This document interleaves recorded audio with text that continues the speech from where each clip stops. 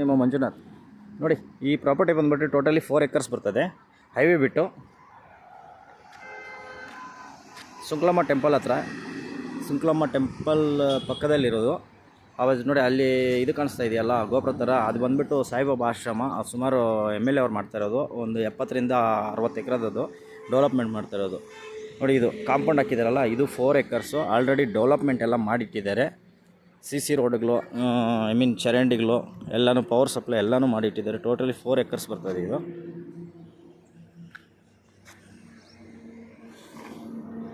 ಈ ಚಕ್ಕರ್ ಬಂದುಬಿಟ್ಟು 3 crores ಹೇಳ್ತಾರೆ. ಸ್ಲೈಟ್ ನೆಗೆಷಬಲ್ ಇರ್ತದೆ.